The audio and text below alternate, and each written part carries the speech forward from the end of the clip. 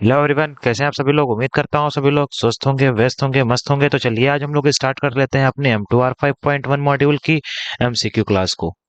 तो देखिए, अभी तक हम लोगों ने चैप्टर वाइज एमसीक्यू की। आज से हम लोग मिसलेनियस करेंगे। मतलब कि जितने भी चैप्टर हैं आपके M2R5.1 में सभी के मिसलेनियस क्वेश्चन को यहाँ पे सॉल्व करेंगे। ठीक है।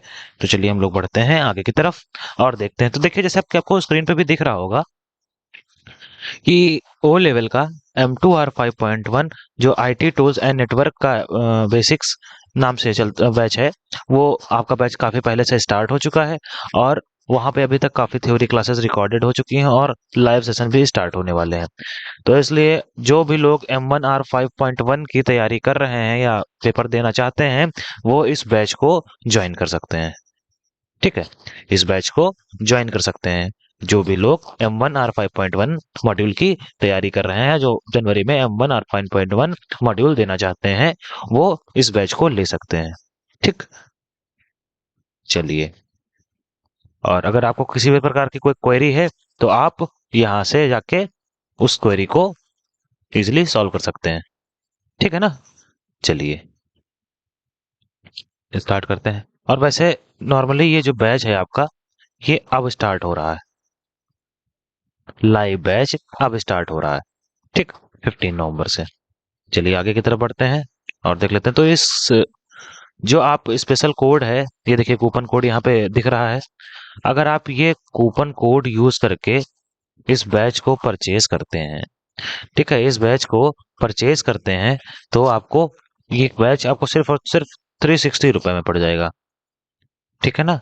अदरवाइज ये आपको 399 में पड़ेगा। ठीक। चलिए आगे देखते हैं।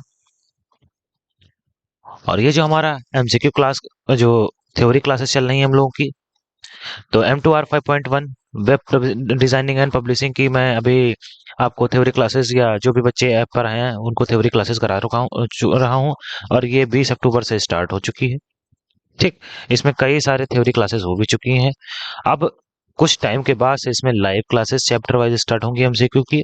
ठीक है। क्लास नोट्स प्रोवाइड कराए जाते हैं, टेस्ट सीरीज अपलोड कराई जाएंगी। अभी तक मैंने रिकॉर्डेड क्लास कराई इस पे। अब इस पे लाइव क्लासेस चलेंगी। बाई लैंग्वेज चलती हैं, हिंदी और इंग्लिश दोनों में।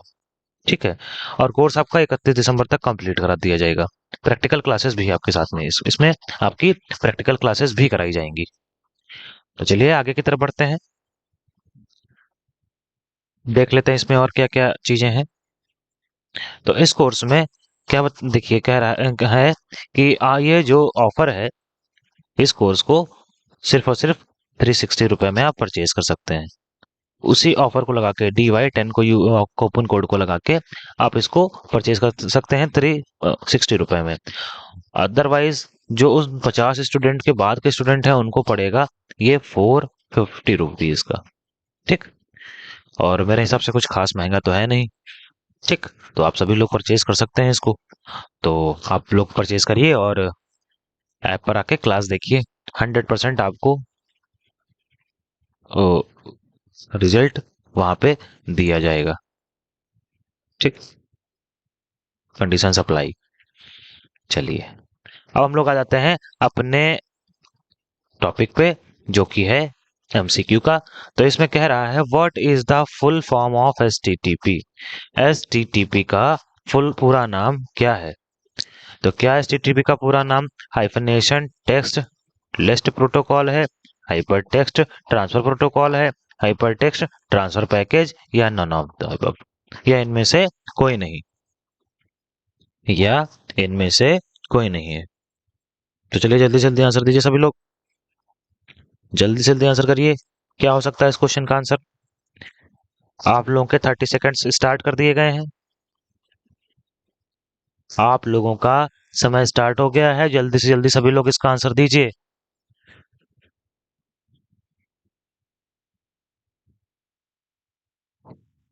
चलिए जल्दी जल्दी आंसर करिए सभी लोग।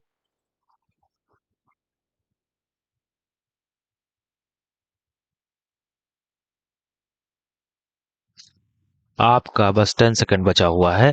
जल्दी से जल्दी सभी लोग आंसर करिए। फर्स्ट क्वेश्चन का आंसर क्या हो सकता है। क्या बात भाई, आज बड़े कम लोग प्रेजेंट हैं यहाँ पे।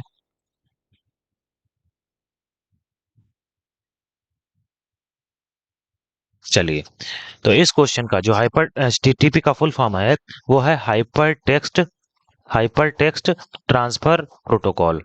ठीक, चलिए आगे बढ़ते हैं। When was Photoshop launch, Photoshop कब लॉन्च करा गया था?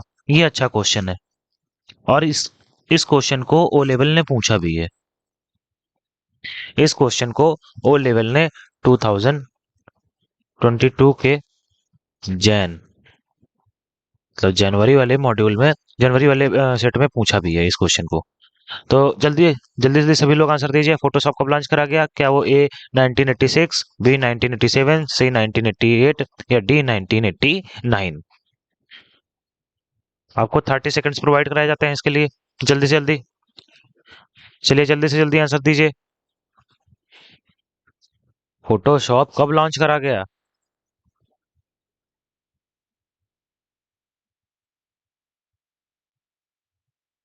काफी बच्चों के कमेंट नहीं आ रहे हैं या चैट नहीं आ रहे। क्या बात, कोई समस्या हो रही है क्या क्लास को समझने में या करने में? क्लास को समझने में या करने में कोई समस्या हो रही है क्या? अगर किसी को किसी भी प्रकार की समस्या है तो भी बता सकता है। ठीक है, कमेंट बॉक्स में आप कमेंट कर दिया करिए, मैं आपकी कमेंट्स देख लूंगा। जी, तो चलिए इस क्वेश्चन का आंसर देख लेते हैं। तो ए वाले का आंसर जो है वो है सी, 1988 में आपका फोटोशॉप लॉन्च हुआ। आगे की तरफ बढ़ते हैं। थर्ड क्वेश्चन है, in which tag of HTML external CSS do you write? External CSS को निम्नलिखित में से किस टैग के अंदर लिखा जाता है? तो ए, क्या वो बॉडी टैग के अंदर लिखा जाता है? बी, क्या वो टीआर टैग के अंदर लिखा जाता है? सी, क्या वो हेड टैग के अंदर लिखा जाता है? या डी, वो पी टैग के अंदर लिखा जाता है? चलिए जल्दी से जल्दी आंसर दीजिए। जल्दी से जल्दी आंसर दीजिए सभी लोग। चलिए जल्दी से आंसर दीजिए इसका।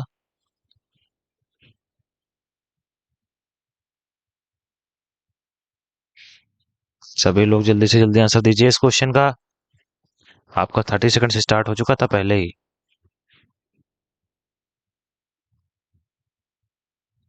मैं देख रहा हूँ काफी कम लोग कमेंट कर रहे हैं। क्या बात भाई, बाकी लोग जो देख रहे हैं वो कमेंट काहे नहीं कर रहे हैं? अगर किसी को भी किसी भी प्रकार का डाउट होता है, किसी भी पर्सन को किसी भी प्रकार का डाउट होता है, तो वो मुझसे कमेंट करके पूछ लिया करे। अब कहाँ कमेंट करेगा? तो ये मैं बता चुका हूँ। चैट बॉक्स कमेंट करने के लिए नहीं बना होता है। चैट बॉक्स में सिर्फ और सिर्फ आप कमेंट करते हैं। ठीक है, कल देखिए कोई @anu8561 करके हैं, उन्होंने कहा था सर बता दीजिएगा कौन सी बुक को परचेज करें ओ लेवल का first paper and second paper के क्लियर करने के लिए। तो देखिए अनु जी, इसके लिए मैं आपसे अलग वीडियो बना दूंगा। ठीक है, बाकी आप सिर्फ और सिर्फ अगर मेरे नोट्स से पढ़ लेंगे या मेरे जो मैंने डॉक्यूमेंट अपलोड करे हैं ऐप पर, ठीक है, वहां से पढ़ लेंगे तो 100% आप पास हो जाएंगे। प्रैक्टिकल का भी तैयारी हो जाएगी। कोई भी बुक आपके प्रैक्टिकल की तैयारी नहीं करा सकती। ठीक, कोई भी बुक आपके प्रैक्टिकल की तैयारी नहीं करा सकती है। बताने को तो मैं बता दूंगा, पर कोई भी बुक आपके प्रैक्टिकल की तैयारी नहीं करा सकती है। इसलिए आप सभी लोग पहले तो मेरे ये इस MCQ क्लास को अटेंड करें और उसके बाद में थ्योरी क्लास को अटेंड करिए। ठीक, थ्योरी क्लास में आपको प्रैक्टिकल प्लस थ्योरी दोनों मिल जाएगी, तो उससे आपको प्रैक्टिकल तो निकल ही जाएगा, थ्योरी भी निकल जाएगी। ठीक, तो चलिए इस क्वेश्चन में देख लेते हैं। तो इस क्वेश्चन का जो सही आंसर है वो है हेड। हेड टैग के अंदर ही सीएसएस को राइट करा जाता है। ठीक, एक्सटर्नल सीएसएस को राइट करा जाता है। फिर कह रहा है which of the following is advantage of dynamic website? निम्नलिखित में से कौन सा डायनेमिक वेबसाइट का नुकसान है? A, higher cost, B, easy to update, C, smooth navigation, D, none of these. D, none of these, यहाँ पे NON होना चाहिए था, नन ऑफ दीज गलत हो गया है। ठीक है, तो जल्दी से जल्दी बताइए इसका आंसर। जल्दी से जल्दी इसका आंसर दीजिए।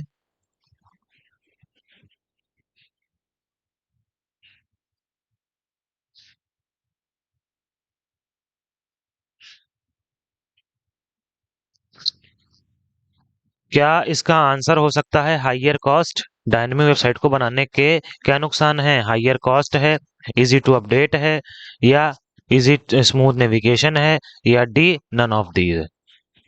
चलिए जल्दी से बताइए इसका आंसर क्या हो सकता है।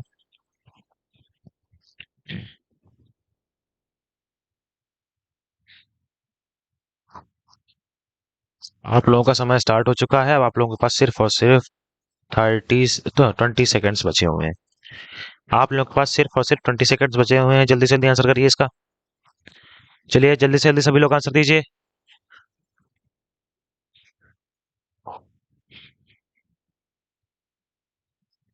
जल्दी से जल्दी सभी लोग आंसर दीजिए। जी, तो चलिए इस क्वेश्चन का आंसर देख लेते हैं। ठीक है, अब देखिए, इजी टू अपडेट नहीं, ये कोई कॉस्ट तो नहीं है, ये कोई इसके डिसएडवांटेजेस तो नहीं हुई, स्मूथ नेविगेशन भी डिसएडवांटेजेस नहीं हुई, नन ऑफ दीज तो गलत ही हो गया। तो इस क्वेश्चन में जो आपका आंसर है वो ए एकदम सही हो जाएगा, हायर कॉस्ट। जी, डायनेमिक वेबसाइट को बनाने के लिए कुछ ज्यादा ही पैसे की जरूरत पड़ती है और उसमें पूरी टीम के साथ वर्क करना पड़ता है। ठीक, आ जाइए। फिर कहता है is use to store data within the document on server. फिलअप का उपयोग सर्वर पर दस्तावेज के अंदर डेटा को स्टोर करने के लिए किया जाता है। किसका? एक्सएमएल का, डीएचटीएमएल का, एचटीएमएल का, या सीजीआई का? तो इसमें हम लोग डीएचटीएमएल का प्रयोग सीजीआई या सर्वर पर दस्तावेज के अंदर डेटा को स्टोर करने के लिए करते हैं। DHTML dynamic hypertext markup language. ठीक है, ये क्वेश्चन मुझे लगता है मैंने काफी जल्दी करा दिया। अच्छा है, ऐसे ही कराता रहूंगा। फिर है which menu is use to change the font size in Notepad plus plus. कि किस मेन्यू नोटपैड प्लस प्लस में फॉन्ट साइज चेंज करने के लिए किस मेन्यू का प्रयोग करते हैं? क्या फाइल मेन्यू का प्रयोग करते हैं, लैंग्वेज मेन्यू का प्रयोग करते हैं, सेटिंग मेन्यू का प्रयोग करते हैं, या एडिट मेन्यू का प्रयोग करते हैं? तो जल्दी से जल्दी आप लोग इसका आंसर दीजिए। किस मेन्यू का यूज करते हैं?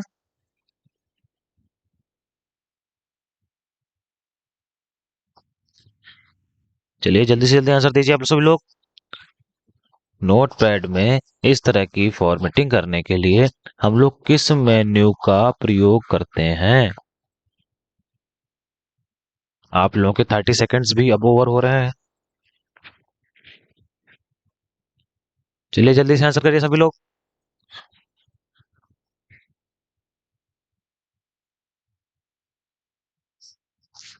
जी, तो इस क्वेश्चन का जो आपका आंसर है वो सी एकदम सही है। सेटिंग के थ्रू ही हम लोग फॉन्ट साइज को मैनेज करते हैं। अब कैसे करते हैं तो चलिए आपको दिखा देता हूं। तो विंडो प्लस आर और नोटपैड ओपन कर लेते हैं। ठीक, अब इसमें देखिए सेटिंग है, तो सेटिंग के अंदर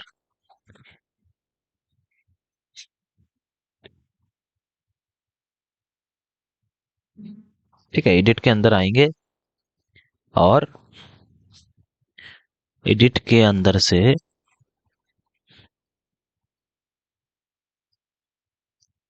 स्टाइल कॉन्फ़िगरेशन पे जाएंगे। स्टाइल कॉन्फ़िगरेशन पे जाने के बाद में देखिए यहाँ पे काफी फॉन्ट स्टाइल आ गई, ये काफी सारी फॉन्ट स्टाइल आ गई और ये फॉन्ट साइज आ गया। तो फॉन्ट के साइज को भी देखिए, हमारा नोटपैड पर छोटा छोटा फॉन्ट दिख रहा है, इस फॉन्ट को हम लोग बोल्ड दिखाने के लिए बोल्ड कर लेते हैं यहाँ से, ऐसे। ठीक, और फॉन्ट साइज को बढ़ा के 12 कर लेते हैं। ठीक है, सेव एंड क्लोज कर लेते हैं। तो अब अगर कुछ भी लिखेंगे तो देखिए ये बोल्ड लिख रहा है, पहले के कंपैरिजन में ये बोल्ड लिख रहा है। ठीक, चलिए आगे की तरफ बढ़ते हैं। तो इस क्वेश्चन में देख लिया आपका आंसर सी से सेटिंग कैसे सही होगा। ठीक है, आगे की तरफ बढ़ते हैं और देख लेते हैं।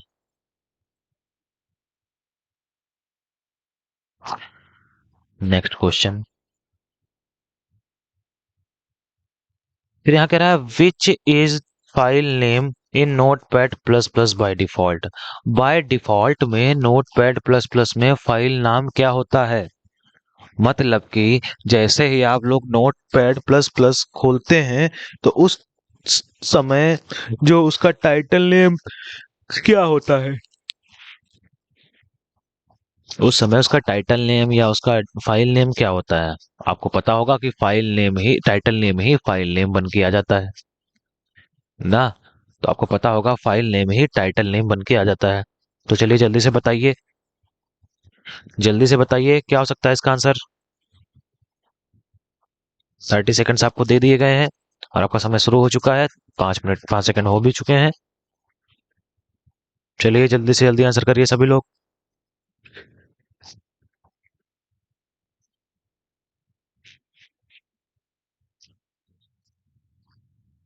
जल्दी से जल्दी आंसर करिए सभी लोग।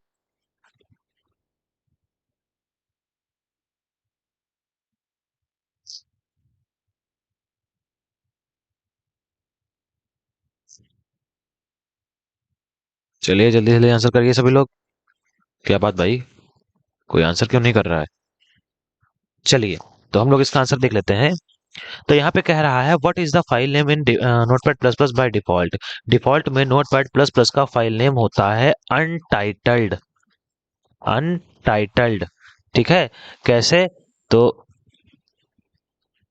जब तक हम यहाँ पर किसी भी फाइल को सेव नहीं कराएंगे, ठीक, तब तक इसका नेम अनटाइटल्ड ही होगा, ठीक है जी। तो चलिए एक बार जरा फिर से क्वेश्चन देख लेते हैं। आई थिंक कुछ यहाँ पे गलत हो गया है, ठीक है। इस क्वेश्चन पे यहाँ पे सही आंसर नहीं लिखा हुआ है, इसकी जगह पे होना चाहिए था, या इसकी जगह पे नहीं, इसकी जगह पे यहाँ पे होना चाहिए था न्यू वन। मिसप्रिंट हो गया है यहाँ पे, ठीक है। तो इस क्वेश्चन का जो आपका सही आंसर है वो न्यू वन हो जाएगा। अब देखिए जैसे ही हम लोग यहाँ पे खोलेंगे एक नई फाइल को, तो यहाँ पे क्या लिख के आ रहा है डिफॉल्ट में, नेम टाइटल, या फाइल का नेम क्या न्यू वन लिख के आ रहा है। तो यही आपका क्वेश्चन पूछ रहा है, ठीक। तो ये क्वेश्चन हो गया। अब हम लोग आगे की तरफ बढ़ते हैं और देख लेते हैं। इस क्वेश्चन को कट कर दीजिएगा सभी लोग, ठीक, और देख लीजिएगा ये न्यू वन यहाँ पे होगा इसकी जगह पे। चलिए आगे की तरफ बढ़ते हैं हम लोग। तो कह रहा है what is world wide web. World wide web क्या है। A computer game, A software program, C another name for the internet, या D the part of the internet that enables information sharing. अब इसका आंसर मैं नहीं दूंगा, आप सभी लोग देंगे, आपको टाइम दे दिया गया है और आपको 30 सेकंड्स दिए जा रहे हैं और आपका समय शुरू हो चुका है अब।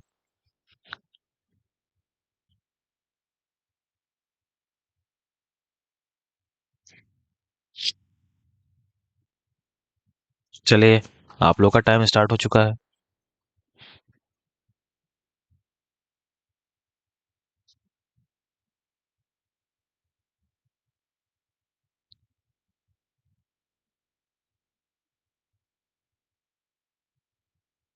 मैं बीच बीच में चुप हो जाता हूँ इसलिए लोगों की कमेंट देखने लगता हूँ। अब देखता हूँ लोग क्या चैट बॉक्स में चैट कर रहे हैं, क्या बातें चल रही हैं। कल मैंने देखा तो कुछ शायद 16 से 17 लोग देख रहे थे क्लास, जिसमें से सिर्फ 3 ही 4 लोग कमेंट कर रहे थे। कोई नहीं, अच्छी बात है। फिर बाद में देखा मैंने 10 मिनट बाद तो 123 लोग देख रहे थे, लेकिन तब भी वही 3 4 लोग कमेंट कर रहे थे। तो मैंने सोचा कि अरे ऐसा है, ऐसा पढ़ाने के बाद में भी आप लोग कमेंट नहीं करते हैं। कम से कम मुझे बता दिया करिए कि कैसा पढ़ा रहा हूँ, हाँ, कैसा पढ़ा रहा हूँ कैसा नहीं पढ़ा रहा हूँ। तो इस चीज को बता दिया करिए आप लोग। अगर नहीं सही पढ़ा रहा हूँ तो सुधार करने की कोशिश करूंगा, ठीक। तो चलिए इस क्वेश्चन का आंसर देख लेते हैं। इस क्वेश्चन का आंसर नंबर आपका डी हो जाएगा, ठीक। The part of the internet that enable information sharing.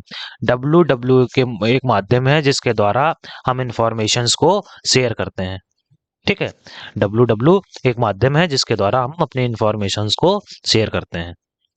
चलिए आगे की तरफ बढ़ते हैं। और आगे की तरफ बढ़ने से पहले हम लोग एक चीज और समझ लेंगे यहीं पे, कि देखिए जिन लोगों को लगता है ये एमसीक्यू क्लास करने से वो ओ लेवल में पास हो जाएंगे, ठीक, तो उन्हें ठीक लगता है।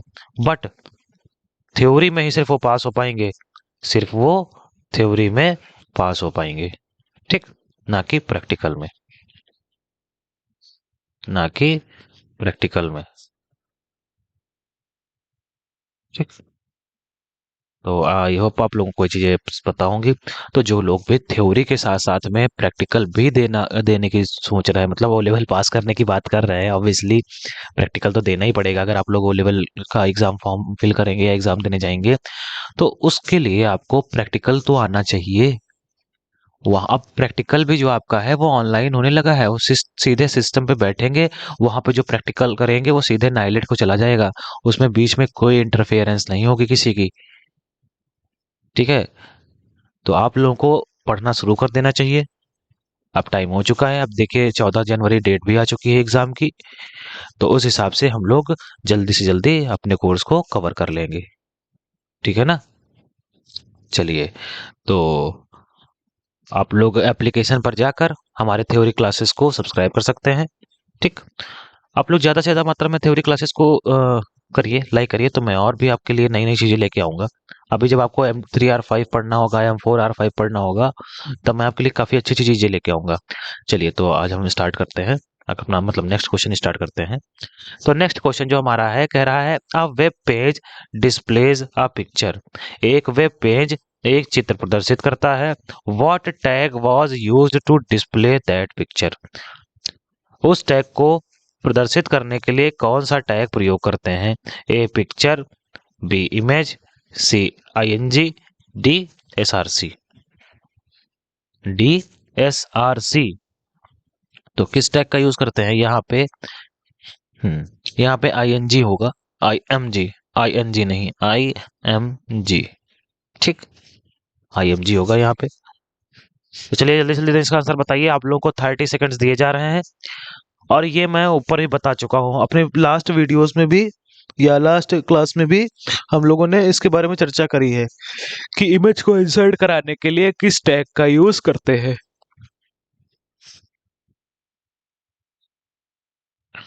इमेज को इंसर्ट कराने के लिए किस टैग का यूज करते हैं, इस बारे में चर्चा करी जा चुकी है।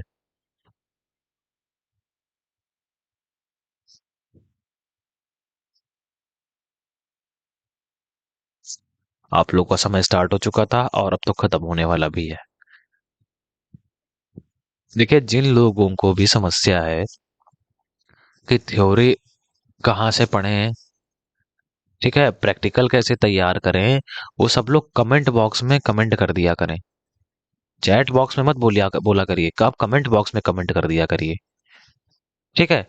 आप सभी लोग कमेंट बॉक्स में कमेंट कर दिया करिए, जिससे मुझे काफी फायदा मिलता है और आप लोगों को अच्छे से और समझा पाऊंगा मैं। ठीक। अब अच्छे से समझा पाऊंगा तो मुझे पता चलेगा कि किसको क्या जरूरत है। तो चलिए जल्दी से जल्दी इसका आंसर दीजिए।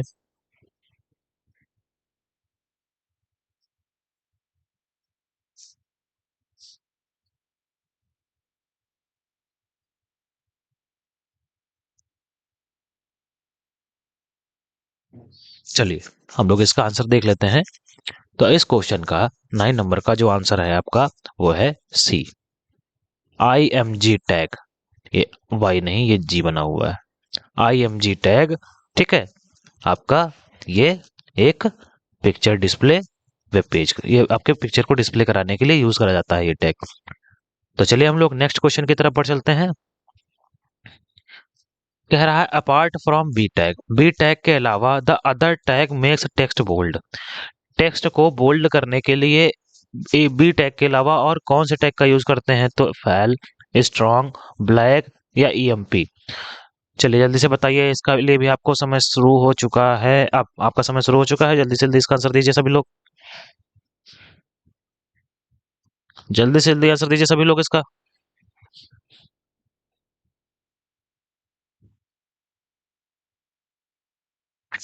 चलिए जल्दी से जल्दी आंसर दीजिए। आप लोग का समय स्टार्ट हो चुका है और 20 सेकंड भी हो चुके हैं, 10 सेकंड शेष बचे हुए हैं।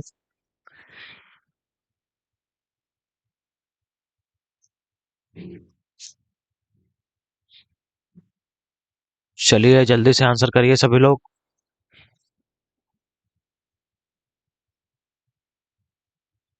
चलिए आपका समय समाप्त होता है और हम लोग नेक्स्ट को देखते हैं इस क्वेश्चन के आंसर को। तो देखिए, बी टैग के अलावा बोल्ड करने के लिए हम लोग स्ट्रॉन्ग टैग का यूज भी करते हैं। कैसे करते हैं आइए आपको दिखा देते हैं। आइए आपको यहाँ पे दिखा देते हैं। तो यहाँ पे हम लोग ऐसे लिखते हैं, एक हेडिंग एक लिखते हैं पैराग्राफ पहले, ठीक, फिर पैराग्राफ को क्लोज करते हैं, पैराग्राफ को क्लोज करते हैं और अब यहाँ पे लिखते हैं क्या, कुछ भी लिख लेते हैं, डेटा टैब, ठीक।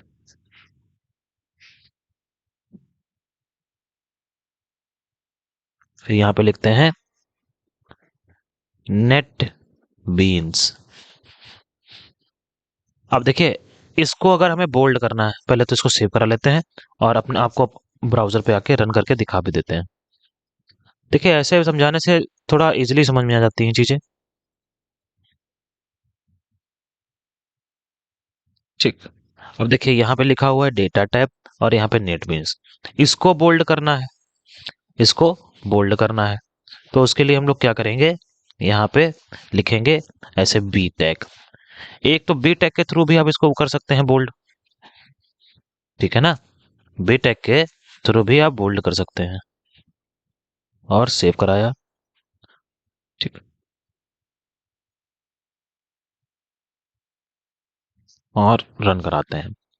तो जैसे ही रन कराएंगे तो देखिए यहाँ पे डेटा टाइप डार्क हो गया और ये नेटबीन्स वैसे का वैसा ही है। तो इसको भी ऐसे ही बोल्ड करने के लिए हम लोग क्या करेंगे, इसको भी बोल्ड करने के लिए हम लोग यहाँ पे एक टैग दे देंगे जो कि अभी हम लोगों ने पढ़ा, स्ट्रॉन्ग टैग, ठीक। स्ट्रॉन्ग टैग को देने के बाद में इस तरीके से स्ट्रॉन्ग टैग भी दे देंगे, ठीक, और इसको सेव करा देंगे। चलिए आगे की तरफ बढ़ते हैं और इसको रिफ्रेश कराते हैं। तो देखिए नेट बेस भी डार्क बोल्ड हो गया और डेटा टाइप भी बोल्ड हो गया, दोनों को काम सेम ही रहा, ठीक। चलिए आई होप आपको ये वाला क्वेश्चन अच्छे से समझ में आया होगा क्योंकि मैंने इसमें प्रैक्टिकल भी करके दिखा दिया है। अब हम लोग बढ़ते हैं नेक्स्ट क्वेश्चन की तरफ, ठीक। नेक्स्ट क्वेश्चन क्या है वो देख लेते हैं। कह रहा है वेब, कह रहा है publish content on web server, web server पर विषय वस्तु प्रकाशित करें, क्या कहलाएगा वो, वेब पब्लिकेशन कहलाएगा, समरी कहलाएगा, इमैक कहलाएगा या नन, इनमें से कोई कुछ नहीं कहलाएगा। चलिए जल्दी से जल्दी इसका आंसर दीजिए, जल्दी से जल्दी इसका आंसर दीजिए।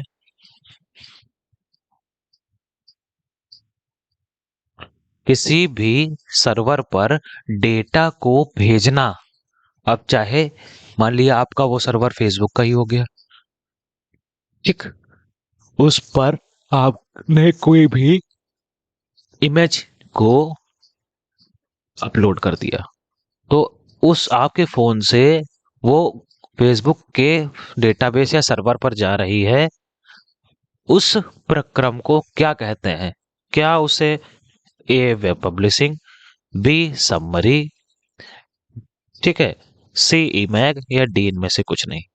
तो चलिए आपके लिए इसके लिए भी 30 सेकंड्स की व्यवस्था कर दी जाए, ठीक, और आपका समय स्टार्ट होता है। आप चलिए जल्दी से जल्दी इसका आंसर दीजिए, आप लोगों के पास 30 सेकंड्स हैं, जल्दी से जल्दी इसका आंसर दिया करिए, जल्दी से जल्दी इसका आंसर दीजिए सभी लोग।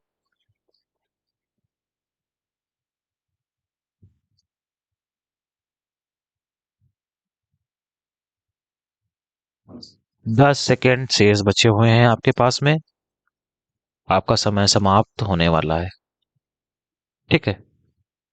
चलिए जल्दी से जल्दी इसका आंसर करिए, देख लेते हैं क्या आंसर है। हाँ, तो इस क्वेश्चन का जो आपका आंसर है वो है वेब पब्लिकेशन, ठीक है, वेब पब्लिकेशन।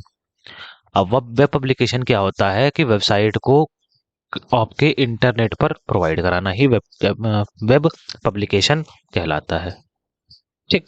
चलिए आगे की तरफ बढ़ते हैं हम लोग। कह रहा है HTML use to create, HTML का प्रयोग को बनाने के लिए किया जाता है, किसको बनाने के लिए, वेब पेज को, वेबसाइट को, बोथ या नन, बोथ या नन। चलिए जल्दी से इसका आंसर दीजिए, क्या वेबसाइट को बनाने के लिए करते हैं हम लोग इसका यूज, क्या वेब पेज को, या इन दोनों को, या किसी को नहीं।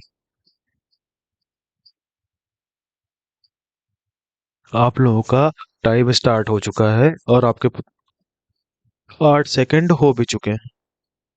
ठीक, 15 सेकंड हो चुके हैं।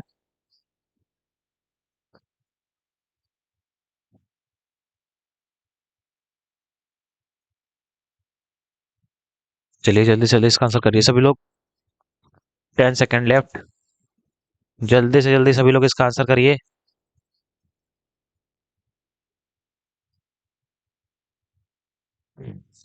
चलिए, तो हम लोग इसका आंसर देख लेते हैं। तो देखिए, HTML का यूज करके हम लोग वेब पेजेस को क्रिएट करते हैं, ना कि वेबसाइट्स को।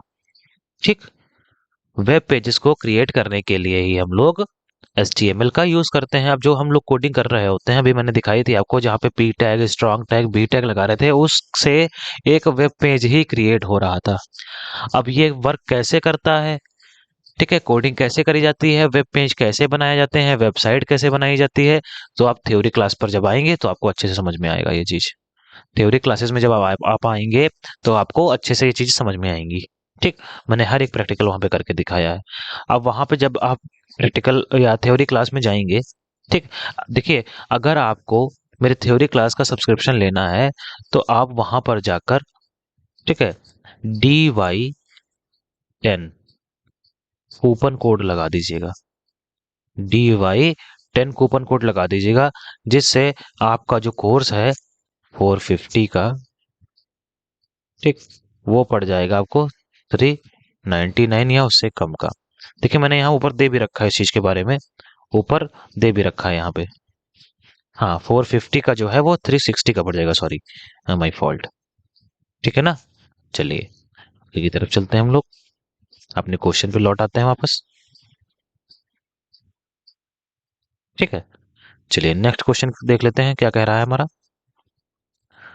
कह रहा है, who is make the web standard. Web standard को कौन बनाता है। अब वेब स्टैंडर्ड है क्या, वेब स्टैंडर्ड क्या है, तो ये एक वेबसाइट के मानक हैं कुछ। वेबसाइट को बनाने के कुछ मानक हैं, कुछ मानक इकाइयां हैं, कुछ ठीक है, स्टैंडर्ड्स हैं, जिनकी जिनको हमें मानना ही पड़ता है। तो ये कौन बनाता है, तो क्या वो ए वर्ल्ड वाइड वेब बनाता है, B world wide web consortium बनाता है, या सी वर्ल्ड वेब कंसोर्टियम, या डी ऑल द अबव। अब देखिए, सब लगभग सेम ही हैं। बहुत ध्यान से आपको पढ़ना होगा, इसलिए मैं इसमें आपको 35 सेकंड्स देता हूँ। थोड़ा सा समय लग सकता है। चलिए, आपका समय स्टार्ट हो चुका है। ठीक है, 3 सेकंड हो चुके हैं। बोलते ही बोलते 5 सेकंड भी हो गए, समय रुकता ही नहीं किसी के लिए। तो भाई, कल मैंने कहा था कि आप सभी लोग अपना अपना इंट्रो दिया करिए, तो मैं कम से कम कमेंट देखता रहूंगा, तो आप लोगों से इसी तरीके से जान पहचान हो जाएगी। आप तो जब तक पेपर नहीं हो जाता है M2R 5.1 का, तब तक साथ ही में रहना है। मतलब कि साथ ही में सीखना है, या हमको सिखाना है, आपको सीखना है। ठीक, जिस किसी ने भी मेरी वीडियोस को या MCQ को आखिरी तक देख लिया, 100%, 100 आउट ऑफ 100% उसको पेपर पास करने से कोई नहीं रोक सकता। बाकी कुछ लोग एक्सेप्शंस होते हैं, उनकी तो बात नहीं करेंगे, उनके लिए टर्म एंड कंडीशंस अप्लाई हो जाती हैं। चलिए, तो इस क्वेश्चन का आंसर देख लेते हैं कि जो डब्ल्यू है, तो सॉरी, वेब स्टैंडर्ड को कौन बनाता है, तो उसको बनाता है ए मतलब the world wide web consortium. ये एक संस्था है, ये एक संस्था है जो वेब स्टैंडर्ड्स को बनाती है। और देखिए, डब्ल्यू और WWC ये अलग अलग हैं दोनों चीजें, कंफ्यूज मत होइएगा। वो भी वर्ल्ड वाइड वेब है, ये भी वर्ल्ड वाइड वेब कंसोर्टियम है ये। ठीक, तो चलिए हम लोग आगे की तरफ बढ़ते हैं और नेक्स्ट देख लेते हैं। कह रहा है, are built using the HTML code. HTML code का प्रयोग करके बनाया जाता है किसको, नोटपैड को, कॉफी कप को, ब्लू फिश को, या स्टैटिक वेब पेजेस को। किसको बनाया जाता है, HTML का यूज करके क्या नोटपैड को बनाया गया, या कॉफी कप को बनाया गया, या सी ब्लू फिश, या डी स्टैटिक वेब पेजेस को बनाया गया। ठीक है, तो जल्दी जल्दी इसका आंसर दीजिए। चलिए जल्दी से जल्दी इसका आंसर करिए।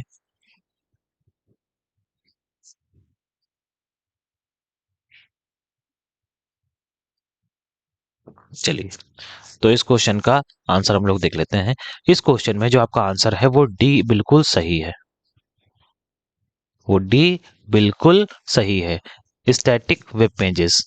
ठीक है, स्टैटिक वेब पेजेस आपका आंसर बिल्कुल सही हो जाएगा। अब स्टैटिक वेब पेज होते क्या है, तो देखिए वो पेज जिनमें, ऐसे पेज जिनमें डेटा चेंज ना हो।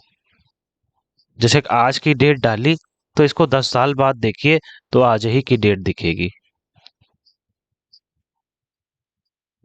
ठीक, पर वहीं पे होते हैं डायनेमिक पेज, जिनमें आए दिन उनकी डेट, जैसे आज है, आज जितनी भी डेट है उसके जो कल होगी वो हो जाएगी, ऐसे आए दिन डेट चेंज हुआ करेगी। तो ये होते हैं स्टैटिक, और ऐसे ही कुछ होते हैं वेब, वो आपके डायनेमिक। ठीक, इस क्वेश्चन को हम लोगों ने देख लिया, और आगे की तरफ बढ़ते हैं, अगले क्वेश्चन को भी देख लेते हैं।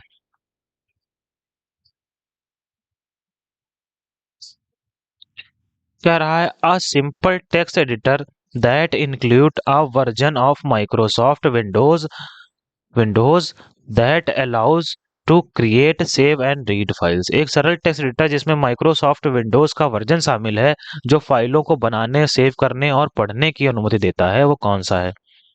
क्या वो नोटपैड है, वो कॉफी कप है, ब्लू फिश है, या इनमें से कोई नहीं?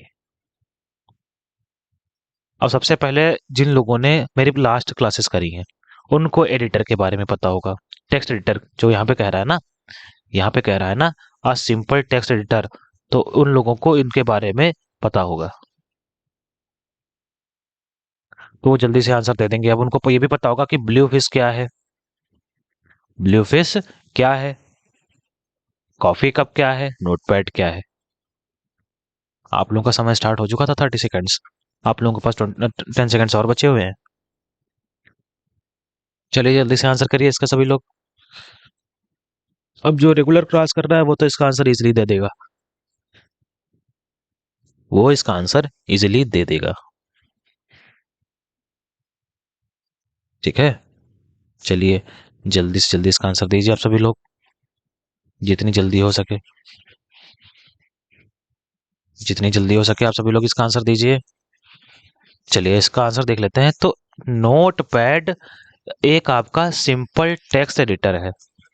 ठीक, ये काफी सिंपल टेक्स्ट एडिटर है। इसमें सिर्फ और सिर्फ हम लोग डॉक्यूमेंट को या फाइल को क्रिएट करते हैं, सेव करते हैं, ठीक है, और फाइल्स को रीड कर सकते हैं, बस इतनी चीज है। चलिए आगे की तरफ बढ़ते हैं। फिर कह रहा है fill up is used in notepad++ to convert alphabets और numbers from ASCII code to hexa। इन निम्नलिखित में से इसका प्रयोग नोटपैड में अल्फाबेट या नंबर को अस्काई कोड से हेक्सा कोड में कन्वर्ट करने के लिए यूज करते हैं। तो देखिए, अस्काई होता है American standard code institute of interchange, या ऐसे कर लीजिए इंटरफेस ऑफ इंटरचेंज। ठीक, तो इसके कोड होते हैं कुछ, जैसे आपको अगर अपने टेक्स्ट में या अपने कोडिंग में इमोजी इंसर्ट करानी है तो उसके लिए यहाँ पे कोड्स दे रखे होते हैं। ठीक, ऐसे होते हैं हैश टैग, कुछ इस तरीके से कोड्स होते हैं। हैश टैग 02FN01, ये इस तरीके से कोड्स होंगे। और इस कोड्स को लिखेंगे तो पता है क्या बन के आएगा? इस कोड्स को लिखेंगे तो हो सकता है कि इमोजी बन के आए, ऐसे इस तरीके से एक इमोजी बन के आए, हंसता हुआ इमोजी। मेरी ड्राइंग कुछ खास है नहीं, मुझे लगता है। ठीक, चलिए तो इस क्वेश्चन का आंसर देख लेते हैं। इस क्वेश्चन में जो आपका आंसर है वो प्लगइन हो जाएगा। इस क्वेश्चन में जो आपका आंसर है वो प्लगइन हो जाएगा। प्लगइन का मतलब कहीं से किसी भी डेटा को लाके ऐड करा देना। ठीक है, चलिए नेक्स्ट क्वेश्चन की तरफ हम लोग बढ़ते हैं और देख लेते हैं क्या कह रहा है। तो यहाँ पे कह रहा है we can not with Photoshop, हम फोटोशॉप के साथ में नहीं कर सकते हैं, क्या नहीं कर सकते हैं, create flash files, create JPG files, create action files, create trash movies. जल्दी से बताइए क्या हो सकता है इसका आंसर। और आप लोगों का समय स्टार्ट हो चुक होता है अब।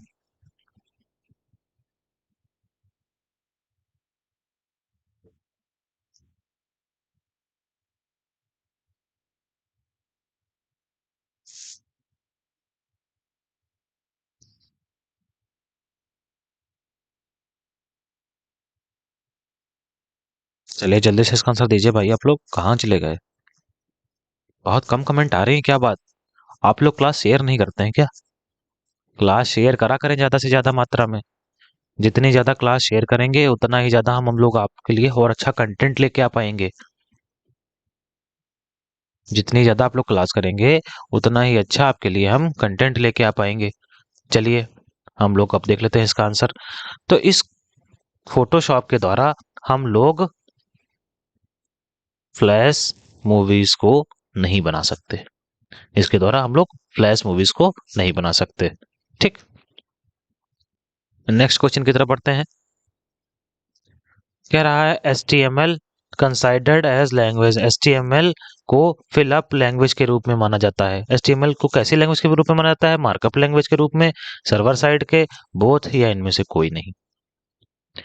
ये इतना इजी क्वेश्चन है और इसको मैं पिछले कई बार करा चुका हूं, तो इसका आंसर आप खुद देंगे और इसके लिए आपको समय शुरू हो चुका है अब।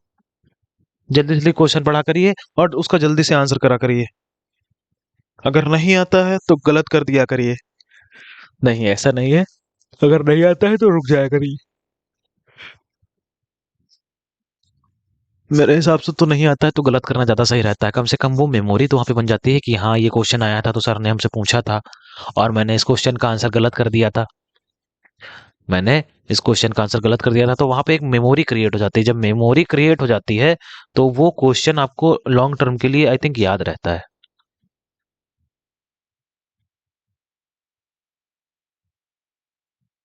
ठीक है, चलिए तो इस क्वेश्चन का आंसर देख लेते हैं।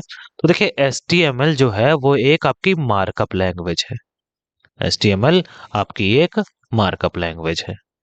ठीक, आगे बढ़ते हैं। सर्वर साइड नहीं है, एच टी एम एल जो है ये क्लाइंट साइड है।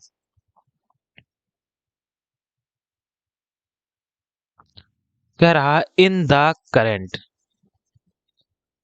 Standard language use to create web pages, एक वर्तमान मानक भाषा है वेब पेजों के सृजन में, कौन सी, DTML, HTML, DHTML या ऑल द अबव।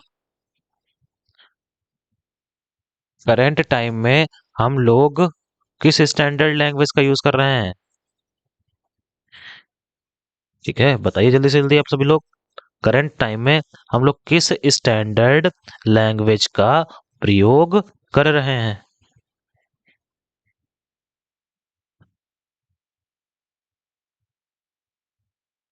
आप लोगों का समय स्टार्ट हो चुका था। ठीक, अब आपके सिर्फ और सिर्फ 15 सेकेंड्स बचे हुए हैं।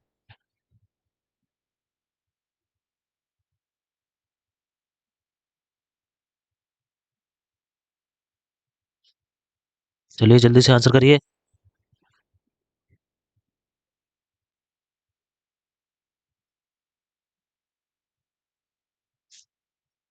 चलिए इसका आंसर मैं ही दे देता हूँ। तो इस क्वेश्चन का जो आपका आंसर है वो सी एकदम सही है। DHTML, DHTML एक स्टैंडर्ड लैंग्वेज है जिसके थ्रू आप लोग वेब पेजेस को क्रिएट करते हैं वर्तमान समय में, हालांकि करते तो HTML के थ्रू भी हैं पर ये इतनी स्टैंडर्ड नहीं है जितनी DHTML है। ठीक, DHTML मतलब डायनेमिक HTML। नेक्स्ट क्वेश्चन की तरफ बढ़ते हैं। तो यहाँ पे कह रहा है an alternative of JavaScript on Windows platform is, Windows platform पर जावा स्क्रिप्ट का एक विकल्प है क्या, web server, web script, database, क्या है। जल्दी जल्दी इसका आंसर करिए।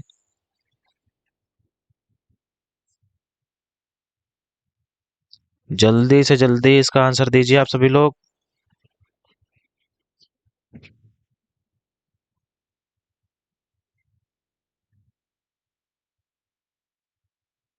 चलिए आंसर दीजिए आप सभी लोग।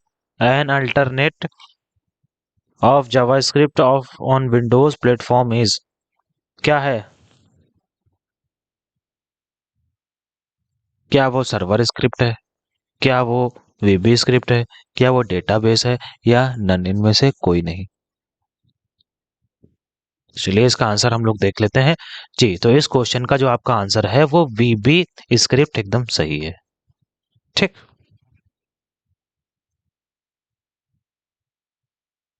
आगे देख लेते हैं। कह रहा है meta element can be added in the section of HTML. Meta tag HTML के सेक्शन में किस सेक्शन में शामिल किया जाता है? तो क्या वो हेड सेक्शन में शामिल करा जाता है, क्या वो मेटा सेक्शन में शामिल करा जाता है, क्या बीआर, या इनमें से कोई नहीं? तो इस क्वेश्चन के लिए भी आपको 30 सेकेंड्स तो प्रोवाइड कराए ही जाएंगे, और आप लोग जल्दी से जल्दी इसका आंसर दीजिए, जल्दी से जल्दी इसका आंसर दीजिए।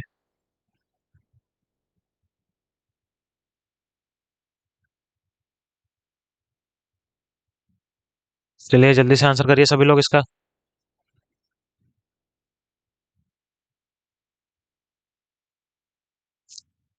आप लोगों का समय अब खत्म होने वाला है।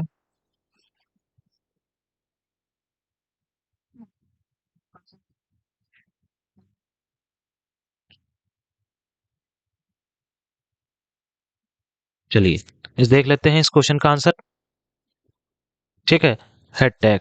इस क्वेश्चन का जो आंसर है वो है हेड टैग। ठीक, चलिए हेड टैग के अंदर ही आपका मेटा डेटा दिया जाता है। हेड टैग के अंदर ही आपका मेटा डेटा ऐसे दिया जाता है। अब मेटा डेटा इस ऐसे दे दिया, हेड टैग क्लोज कर लेते हैं और यहाँ पे ऐसे मेटा लिख लेते हैं, या टाइटल दे देते हैं। मेटा या टाइटल, ठीक है, मेटा या टाइटल दे देते हैं यहाँ पे।